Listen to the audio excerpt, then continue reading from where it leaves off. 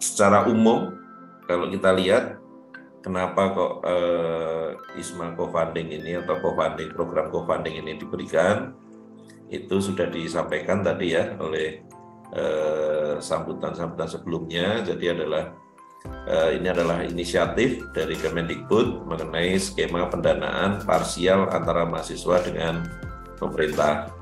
Nah, latar belakangnya apa? Latar belakangnya adalah bahwa peminat dari program yang sebelumnya itu kan sangat banyak. Nah, kemudian dari kementerian ini ingin memberikan kesempatan yang lebih banyak pada mahasiswa Indonesia untuk bisa mendapatkan experience yang sama. Nah, untuk membuka kesempatan itu kemudian dirilislah program yang saling support, yaitu bahwa dari kementerian atau dari program co-funding itu nanti akan memberikan pembiayaan secara parsial. Jadi harapan kami adalah dengan pembiayaan parsial ini nantinya sebagian akan ditanggung oleh pihak lain. Pihak lain secara mandiri itu bisa dari mana-mana saja gitu ya. Bisa dari pribadi, dari orang tua, bisa dari sponsor, misalnya dari perusahaan yang akan mensupport gitu ya, ataupun dari kampus masing-masing gitu ya, bisa mensupport juga. Tentu saja nanti dengan mempertimbangkan mengenai apakah ada double funding atau tidak gitu ya, tapi secara umum ini adalah kesempatan yang baik untuk pendanaan tidak hanya tergantung dari kementerian. Oke, kemudian apa sih persamaan dan perbedaan dengan program yang sebelumnya? Jadi kalau kita lihat persamaan tentu saja adalah karena ini program sister ya.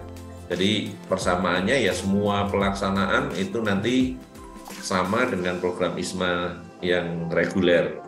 Jadi mulai dari ketentuan pendaftaran, tanggal keberangkatan, pelaksanaan program, nanti gabungnya juga bareng dengan teman-teman ISMA reguler, tinggalnya juga di asrama yang sama dengan teman-teman ISMA reguler, semuanya sama persis gitu ya.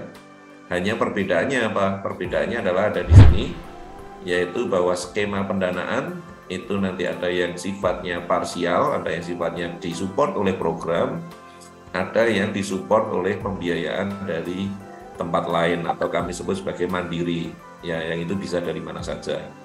Kemudian juga daftar perguruan tinggi mitra ini nanti mohon maaf memang lebih terbatas gitu ya. Terbatas karena apa? Karena timingnya kita akan menyesuaikan dengan timing program yang sudah berjalan gitu ya. Kemudian untuk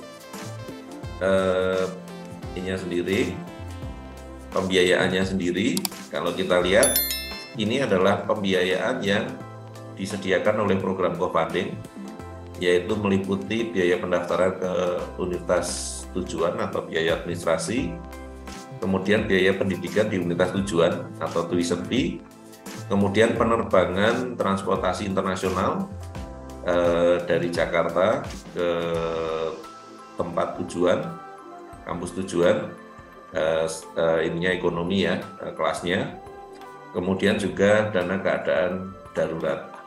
Nah, kemudian yang dana yang harus ditanggung atau harus disupport baik secara mandiri oleh mahasiswa maupun oleh sponsor lainnya itu meliputi biaya ini. Jadi mulai dari dana kedatangan atau settlement allowance, kemudian living allowance selama 1 semester, kemudian ada dana asuransi, dana transportasi lokal, dana aplikasi untuk visa, maupun nanti biaya tes dan karantina. Nah, besaran dari pembiayaan mandiri ini akan bervariasi tergantung dari kampus tujuan. Nanti estimasi biaya itu ada di portal kami, nanti juga bisa kami tunjukkan kurang lebih gitu ya, di mana bisa mendapatkan data-data mengenai biaya. Estimasi biaya tersebut itu nantinya tentu saja adalah kami sesuaikan dengan program yang saat ini berjalan. Artinya apa? Artinya dana kedatangan, data hidup bulanan, itu kami estimasi mengacu dengan aturan yang ada di LPDP, gitu ya. Kemudian untuk dana asuransi, itu adalah dana asuransi yang disarankan, basic insurance yang disarankan oleh kampus tujuan, dan itu adalah dana asuransi yang selama ini kita pergunakan untuk ISMA reguler. Jadi secara umum sama persis dengan program ISMA sebelumnya, hanya di sini adalah pembiayaan itu mengikuti ini ya, pembiayaan secara mandiri ataupun oleh sponsor lainnya, yang besarannya estimasinya adalah kami sesuaikan dengan program yang sebelumnya, gitu ya. Oke, kemudian untuk lini masanya, jadi ini memang sangat tight, sangat challenging sebenarnya ya. Jadi kami sudah tetapkan karena kami ingin keberangkatan dari teman-teman yang co-funding itu adalah nanti sama persis dengan program yang sebelumnya, karena ini adalah akan kami jadikan satu, gitu ya. Jadi tidak ada lagi perbedaan di antara dua program itu, selain bahwa hanya memang ada biaya yang sifatnya parsial, gitu ya. Nah, ini adalah kita berada di sini sosialisasi program, kemudian pendaftaran mahasiswa itu di pekan kedua dan ketiga Juni. Nah, kami harapkan memang karena waktunya sangat mepet, gitu ya, sehingga nanti teman-teman itu memang sudah siap untuk dokumen-dokumennya maupun berkas-berkas lainnya. Kemudian seleksi berkas dan wawancara itu pekan ketiga ke 4 Juni. Kemudian harapan kami adalah kami bisa mengumumkan nanti di bulan Juli 2023 ini adalah siapa yang akan lolos. Nah, Juli Agustus itu kemudian akan gabung dengan program ISMA yang reguler ya, sehingga nanti kita akan melakukan pelaksanaan program sampai kepulangan dan pelaporan itu mulai dari Agustus Januari pelaksanaan, kemudian kedatangan di Indonesia dan pelaporan. Nah, ini semua nanti akan embedded di program yang sebelumnya, gitu ya. Jadi nanti akan tidak ada perbedaan treatment untuk program ini maupun program yang sebelumnya. Oke, kemudian untuk pilihannya, teman-teman nanti bisa explore juga di website kita ya, di portal kita. Cuman memang pilihannya menjadi lebih terbatas, gitu ya.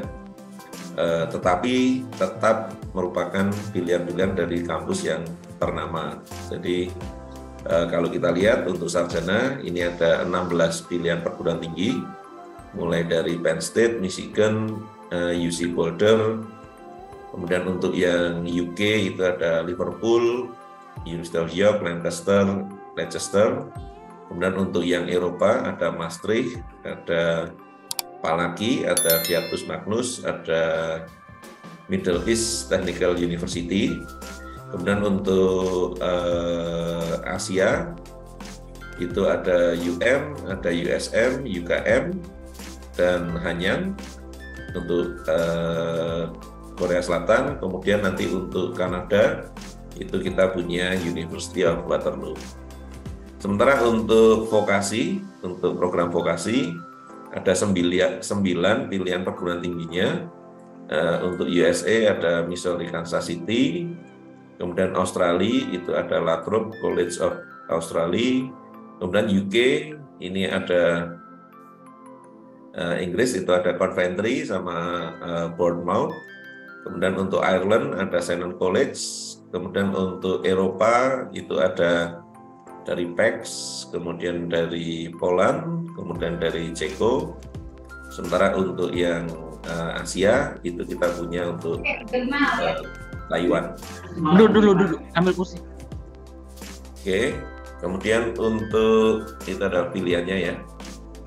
Kemudian untuk journey-nya ini kurang lebih sama ya. Jadi teman-teman nanti baca di portal mengenal host uni sama mata kuliahnya.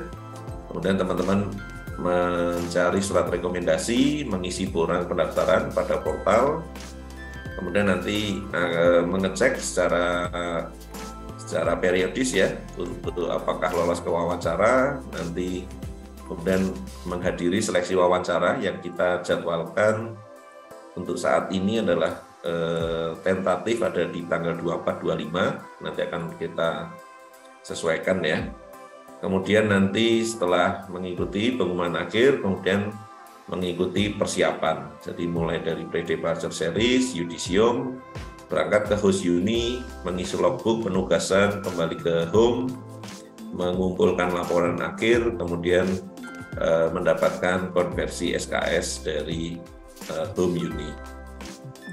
Oke, itu adalah awardee Juninya. Kemudian untuk info lebih lengkap itu ada di isma.kemendikbud.go.id, nanti akan saya tunjukkan ya. Kemudian untuk beberapa alamat yang bisa dicek ya. Untuk helpdesk itu nanti ada di ini ya, ataupun juga nanti bisa menanyakan di official sosial media kami, yaitu ada di IG, di YouTube, di LinkedIn, dan di Facebook gitu ya. Nanti bisa juga menanyakan di situ. Nah, itu mengenai ini presentasinya. Saya akan share sedikit mengenai ini ya, websitenya. Sebentar. Jadi kalau teman-teman nanti masuk di sini ya, udah kelihatan ya. Saya mulai dari home, teman-teman nanti masuk di isma.kemendikbud.go.id, kemudian teman-teman langsung masuk di untuk yang co-funding di sini ya. Jadi nanti teman-teman klik yang co-funding, kemudian kalau kita klik co-funding, maka teman-teman akan diarahkan pada portal ini, di mana di situ nanti akan ada mulai dari informasi mengenai eligibility, application-nya, sama English proficiency score maupun prosedur submission-nya.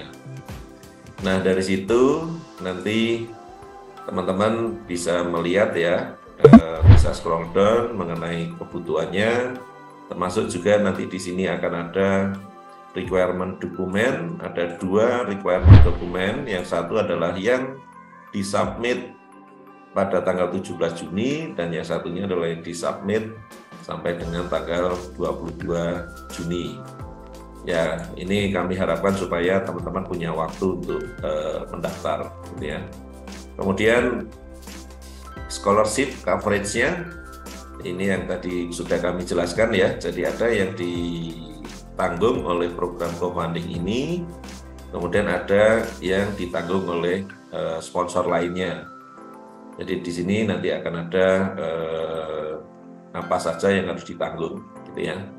Kemudian di sini juga teman-teman bisa klik yang di sini detail skema pendanaan mandiri. Nah, kalau teman-teman klik, nanti di situ adalah berisi list biaya yang kurang lebih harus dipersiapkan untuk mengikuti ini, tergantung dari pilihan perguruan tingginya. Jadi nanti teman-teman bisa menyesuaikan dari sponsor itu kira-kira bisa mendanai berapa, cukup enggak gitu ya. Nah, dari situ nanti teman-teman bisa mengecek ya, nanti akan kita lihat. Nah, kemudian untuk ini timelinenya ya secara umum. Kemudian ini kalau teman-teman sudah siap, nanti bisa klik untuk apply now untuk mendaftar. Oke, kemudian ini adalah host uninya, sudah kami sampaikan yang tadi ya, kurang lebih seperti itu. Kemudian untuk ininya mungkin 5 menit saja, yaitu mengenai detail skema pendanaan. Ini nanti teman-teman bisa cek di portal ya, tapi ini adalah kurang lebih beberapa yang bisa kami share. Jadi ada beberapa terminologi kami mengajunya pada LPDP ya. Jadi karena ini pembiayaan tetap yang akan di-cover itu adalah yang mengacu pada LPDP. Kemudian di sini tabel dan estimasi itu adalah mengacu pada standar LPDP maupun standar biaya yang berlaku sebelumnya. Nah, perhitungan kurs yang digunakan itu adalah kita gunakan perhitungan kurs yang tertinggi di pasar dan dapat berubah sewaktu-waktu gitu ya. Jadi kembali lagi kami sampaikan bahwa nilainya itu adalah sifatnya estimasi gitu ya. Nah, besarannya nanti bisa Bapak Ibu atau teman-teman cek sendiri gitu ya. Ini ada meliputi nanti ini yang termahal ya. Termahal tergantung dari negara dan biayanya. Nanti teman-teman bisa cek ya. Ada yang murah, ada yang mahal tergantung dari pilihannya. Nah, mungkin itu yang kami bisa sampaikan.